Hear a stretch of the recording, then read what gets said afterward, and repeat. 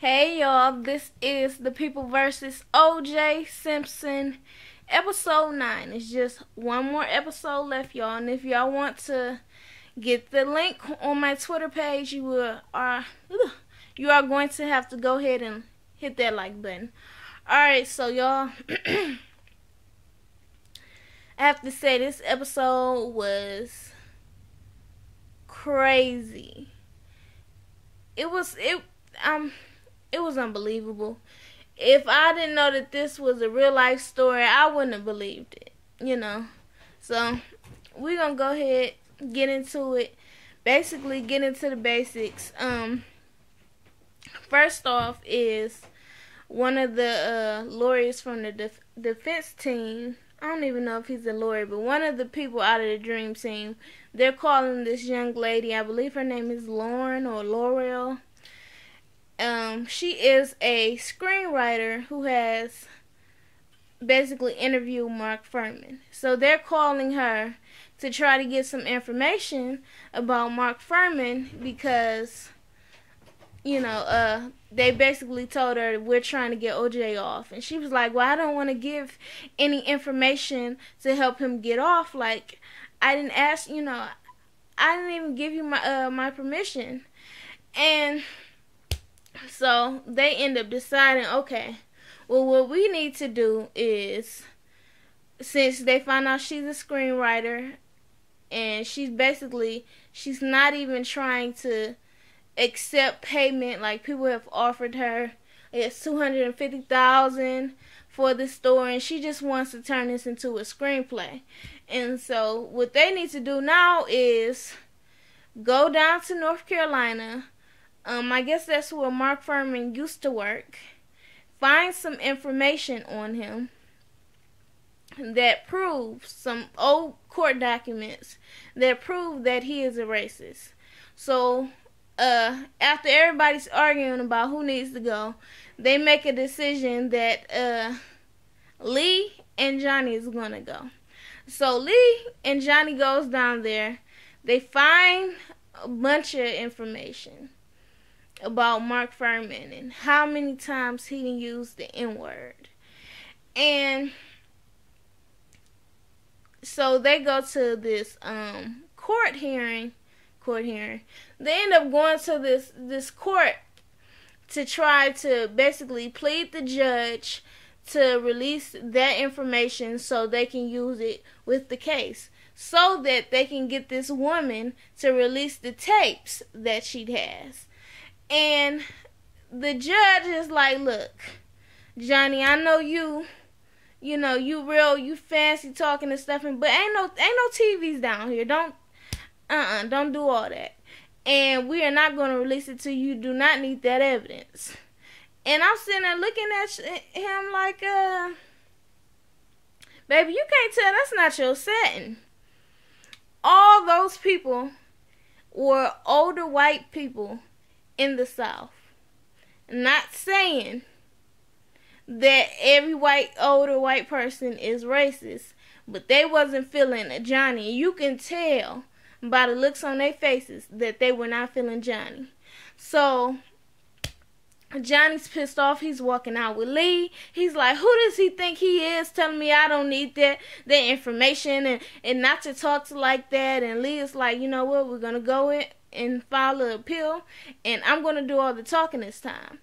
And he's like, what do you mean you're going to do all the talking? He was like, Johnny, look around. Where are we at? We're in the South. Okay? Those are older white men from the South. Look at that statue right there. That is what do you say? That is a soldier from the Confederate War.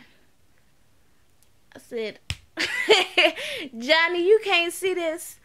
And he was like, okay. So they go the next day and they do the, what is it called, evidentiary hearing. And Lee talks, and they was loving Lee. They was eating it up. Johnny's sitting there looking like in shock, like, I cannot believe this. So they end up awarding him the evidence from those previous cases that they had on Mark Fuhrman. he ends up they end up going back to California with these tapes now, with all those informations and those tapes, and they're talking to Ito, and they're like, yeah, can we use this information? This is proof right here. Look at all those, those N-words that he used. This is proof right here that he is racist. This is going to be good evidence. And so Ito's like, well, I'll think about it, basically. And they're like, excuse me? And he's like, look, we're going to keep this sealed. Y'all will be able to review it, but we're going to keep this sealed. So, now Marsha and Chris Darden, they're a little, nervous, because what if he does release Mark Fuhrman calling, people a bunch of N-words and being racist and stuff? They're going to be in trouble, right? Okay. So they go over the tapes, and you hear Mark Fuhrman using the N-word so many times. Not only that, he starts going into, I believe she is the police captain, chief. We talked about her earlier in, what was it, the first episode? When she was hugging Judge Ito. Y'all remember that? Okay, well, her name was Peggy. And he said he can't stand Peggy. He don't like taking orders from her. He doesn't even respect her as a woman. And, she has sucked and fucked. This was his words. And then you hear them cutting it off. They were like, what did he just say? Did he just say that about Peggy? Ito's wife? And I was like, I didn't know that was Ito's wife. So, now everybody's kind of in disbelief, because they're like, wow, we have tapes with the judge's wife mentioned on these tapes. We could end up playing it, and he could end up having to step down, and it might end up turning into a mistrial because his wife are on those tapes. And so they're like, has Ito even listened to these? So they go and play it for Ito, and he's like, matter of fact, they didn't even play it. They just like, so you saying that my wife is mentioned on these tapes? And they're like, yes, in a derogatory way. He was like, okay. And you are saying that Peggy basically lied to me so I can get on this trial, because she had to sign the papers. Y'all remember that on the first episode? When she signed for him and she looked at that list and she hesitated. And she was like, okay, well, I'm so proud of you. Yeah, so she lied to let him get on that case. So he's like, well, don't say any more. We're going to play the rest out in court. We're going to talk about it then. And we can, make the decisions then. I don't want to basically already put himself in that situation where he knows what's going to be on the tape before it even comes out in court. So they go to court. Ito's like, okay, well, I know the things that were said about my wife could come off as I'm going to be biased because I love her very much, and that they might bother me, and truthfully, they do bother me. And so because of that, I'm going to have to basically put another judge in his place so that it doesn't affect him emotionally in this case. So I'm just like, wow, like they could end up having to restart this whole case just so they could take Fuhrman out of it. Do you know this case has went on a year? People has been losing it. The jurors have been losing it. They, are pissed that they haven't been able to go home. Marsha and them stressed out. She about to lose custody, what it seems like. Everybody, they done already had a lawyer that had passed out. He had to get off. Like, everybody is messed up over this case from allegedly what one man did, and it's like, this is crazy. This is crazy how much this case is affecting everybody. So, anyways, Johnny and the dream team is like, man, this could mess us up. We could end up, having to do this case all over again. We could end up having a new judge, and what if they try to throw this, try to throw this out, and we lose our evidence off of Mark Furman. We really need those evidence, because basically it kind of can prove that Mark Furman may have framed OJ with those gloves that he found. Now, Marsha and Chris is in the other elevator, and Chris turns around, he loses it. He's like, what did I tell you? I told you not to put him in this. I told you Furman would be bad. Didn't I tell you that? And she's just standing there looking like, don't hit me. And I'm standing there like, he told you. He told you not to do it. He said, I don't feel good about Furman. You gonna say, is this because you're being biased because you're black? Girl, this came around and bit you in the ass. You could really mess up this case now. You probably shouldn't have put him on. Probably shouldn't have put his information in. I mean, I know he was the officer, but girl, this is horrible. So, anyway, so they bring Ito in, I guess. No, I'm sorry. They end up dealing with the new judge, and Johnny basically makes the suggestion that that they take the whole line out with Peggy in it, so Ito can go back on the case. And the judge is like, well, we're going to have to see. I'm going to have to go over this all over again, and I'm going to have to, think about it. And he's pissed off. Johnny's in the elevator like, I can't believe he's going to have to see. Oh, my gosh, we should really, crack up the pressure. And Shapiro turns around and was like, no, there will be no pressure. Do you want it to be a riot in this city? Do you want everything to go down? And I'm like, I kind of feel where Shapiro's coming from. I kind of feel where he's coming from. It's heavy enough. And so, Johnny doesn't listen. He ends up going to do press again.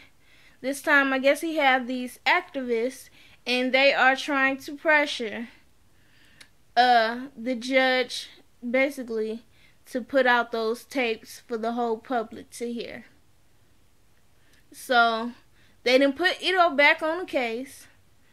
And Ito has made the decision that he is going to put the case, with much pressure on him. He decided that he is going to allow the public and the jurors and everyone else to hear those tapes of Mark Furman. They got 13 hours worth of tapes on Mark Furman. And the part that they played in the court before he made that decision is him saying, about this time that he had to go up in this house and he found a black woman and he grabbed her by her hair and he put a gun to her head and he told the other guys that if you don't come out, I'm gonna blow this bitch's head. So then he throws her down the stairs. He takes the guys, he beats them till all the bones are broken. Basically beats their face to mush, and he falsified reports because that's how police put criminals in jail.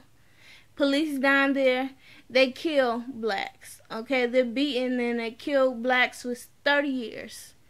Ain't nothing different about to happen. He went after all that blood he had on him from having dark uniforms. You can't tell that the blood is on them. They wash their bash, they wash their hands, and they go direct traffic. Yeah. Furman is a sick. I ain't even gonna say it, like, he is evil. Very, very evil.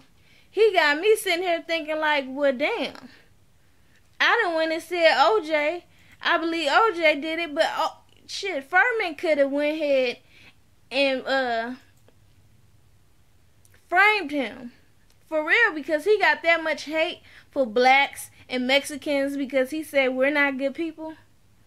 Yeah, he is sick. So, anyways, since Ito has declared that everybody's going to be able to listen to the tapes,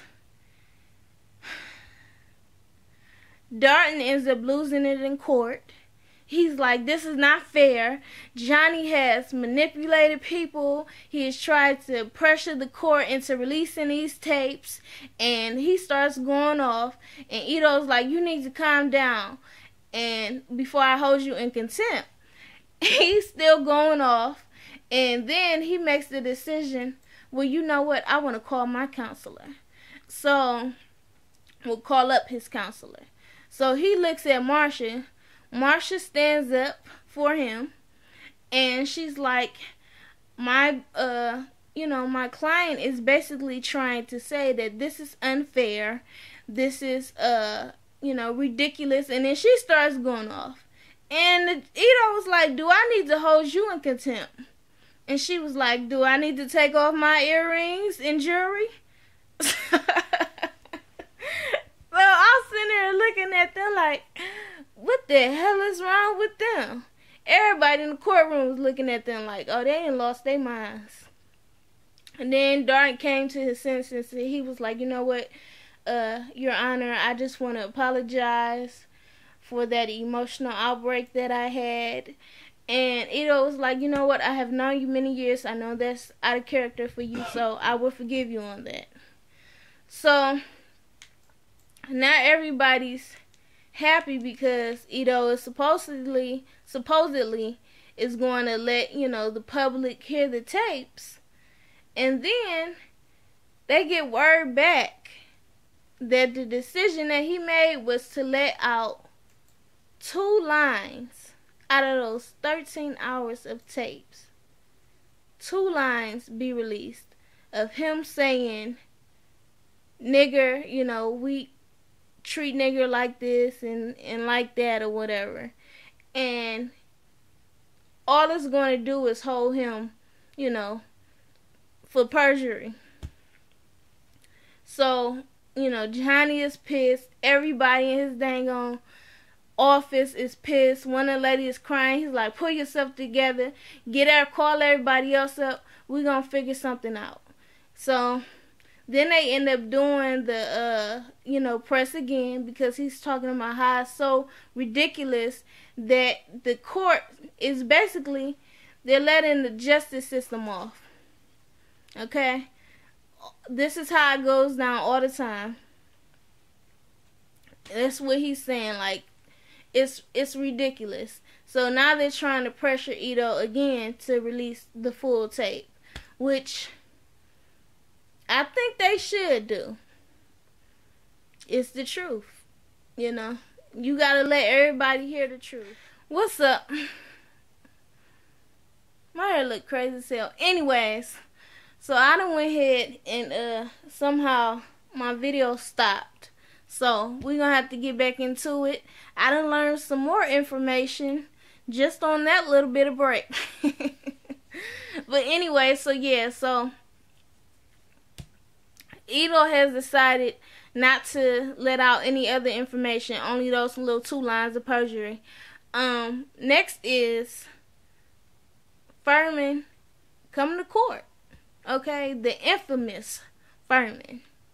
He brings his ass to court, and he's in the truck, and he got even the people that's against OJ trying to mess him up, like they hate him. And I believe it was Lee was like, it must be something to have both teams hate your ass. So he comes in and gets on, and everything's in slow motion. Everybody's looking at him like, wow. Because now this court case then basically became about Furman. So he gets on, and Mr. Cochran starts asking him questions. Had you lied on your last testimony? I will assert my right to plead the fifth. No, he said, I will assert my right to use my Fifth Amendment. And then he was like, okay, have you ever used the N-word? He was like, again, I will assert my right to use the fifth. And so Johnny ends up asking him, he's like, are you going to assert your right with every question that I ask? Yes. So Johnny ends up walking over to the dream team with his hands up like, what the hell am I supposed to do now?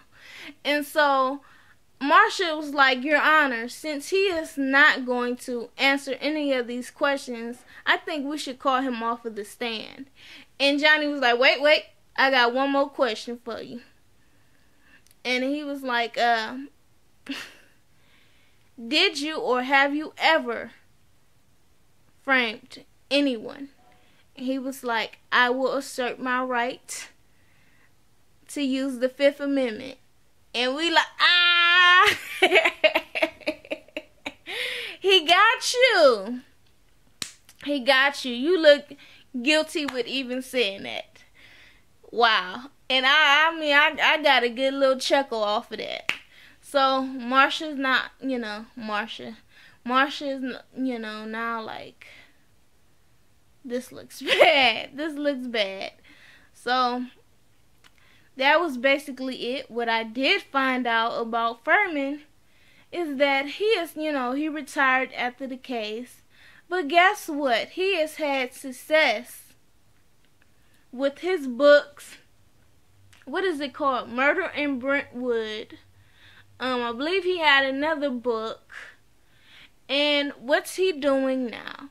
Well, he is a journalist, or I should say a TV and radio personality with his own talk show, and he works for Fox News. Yeah. Fox News. If that don't confirm for me that Fox News is racist, hell yeah.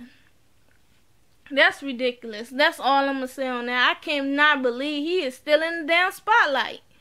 With as evil as you are and the things that you done to people, that is ridiculous. But that's it. That's all I have for this episode. One more episode, y'all. But thanks for watching. Like, share, comment, and subscribe. Follow me on Twitter at Jazz Chapman. And y'all be easy. Peace.